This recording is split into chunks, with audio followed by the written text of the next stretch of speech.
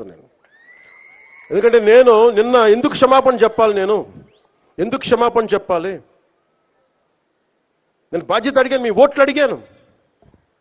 ఓట్లు అడిగాను నేను. తిరుమల దానికి డైరెక్ట్గా నాకు సంబంధం లేకపోవచ్చు, కానీ నేను దాంట్లో భాగస్వామ్యం ప్రభుత్వంలో. మీరు నారా చంద్రబాబు గారు గెలవకపోయినా, నేను గెలవకపోయినా, 164 మంది ఎమ్మెల్యేలు గెలవకపోయినా టీటీడీ బోర్డు ఎక్కడి నుంచి వస్తుంది? చైర్మన్ ఎలా నియమితం అవుతాడు? ఆయన ఈఓ ఎలా నియమితం అవుతారు? ఈఓ ఎలా నియమితులు అవుతారు? మేము గెలిస్తేనే మీరు, అది ఎక్కడి నుంచి వచ్చింది మాకు గెలుపు? మీరిస్తే. అందుకు మీకు నేను క్షమాపణలు చెప్పాను. నేను కోరుకునేది ఒకటే, ఎప్పుడో చెయ్యని తప్పుకి జపాన్ లాంటి దేశంలో ప్రధానమంత్రి ఆయన పుట్టక ముందు జరిగిన తప్పుకి ఆయన పార్లమెంట్లో క్షమాపణలు చెప్పాడు. మనం నేర్చుకోవాల్సింది అది.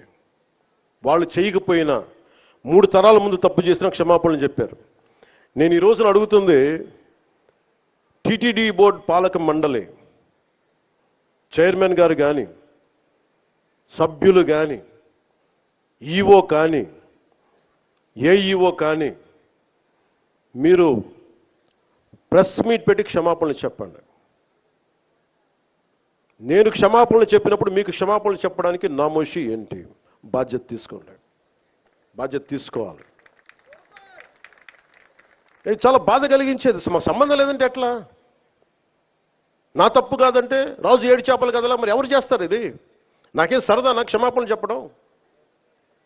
నేను దోషిగా నిలబడాలా ఇలాంటి సంఘటనలో? అందుకని ఎందుకు నేను డాంపెన్ చేశాను, ఎందుకు తగ్గించాను సంక్రాంతి సంబరాలంటే, వాళ్ళు ఎంత గొప్పవాళ్ళంటే చనిపోయిన 6 మంది వారి కుటుంబ సభ్యులు దేవుడు పట్టుకెళ్ళిపోయాడు అంటున్నారు. 36 మంది గాయపడితే ప్రతి ఒక్కరిని పేరు పేరున పరామర్శిస్తే అందరూ కూడా నలిగిపోయి 100 మంది మీద పడిపోయారు. ఎంత ఉంటుంది ఒక ఆడపడుచు మీద పడిపోతే, పెద్ద ఆవిడ మీద పడిపోతే? తమిళనాడు నుంచి వచ్చారు. ఎలా ఉందమ్మా మీకంటే, కడవలు పాత్రికాంగయ్యా, కడవలు వెళ్ళి దేవుడు బయటికి తీసుకొచ్చాడు మమ్మల్ని అంటా ఉన్నారు. ఎంత పెద్ద మనసుతోటి సరిగ్గా చూసుకోలేదయ్యా మమ్మల్ని, కానీ ఏం చేస్తాం, మా కర్మ ఇలా కాలిందని. అది దేశం తాలూకు దౌర్భాగ్యం. ప్రజలు ఇంత బాధ్యత ఇప్పుడు కష్టం వచ్చినప్పుడు ఎంత అద్భుతంగా చెప్పారంటే నాకు కన్నీళ్ళు వచ్చినాయి. నాకు నిన్న కరిగిపోయాను నేను. వీళ్ళ క్షమాపణలు చెప్పదు ఇంకెవరికి క్షమాపణలు చెప్తాం?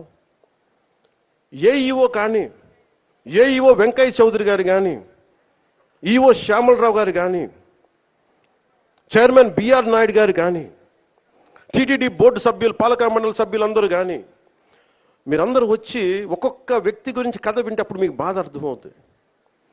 క్షమాపణలు చెప్పండి. మీరు క్షమాపణలు చెప్పి తీరాలి, వేరే దారి లేదు మీకు. మీరు క్షమాపణలు చెప్పడం వల్ల పోయిన ప్రాణాలు తిరిగి రావు, కానీ కనీసం ప్రజలు మిమ్మల్ని చూస్తూ ఉన్నారు. అది మటుకు జ్ఞాపకం పెట్టుకొని అందరూ తగ్గి క్షమాపణలు చెప్పండి. చాలా అవసరం ఇది. ఎందుకంటే ఈరోజు రాష్ట్రం మొత్తం, దేశం మొత్తం మీరు చేసిన తప్పుకి సంబరాలు జరుపుకోవడానికి ఆలోచిస్తూ ఉన్నారు. 4 లక్షల మంది ప్రజలు గరుడోత్సవాలకు వస్తే క్రౌడ్ మేనేజ్మెంట్ చేయగలిగే వాళ్ళు అక్కడ చేయలే. 2500 మంది. చాలా బాధ అనిపించింది. Lack of management, crowd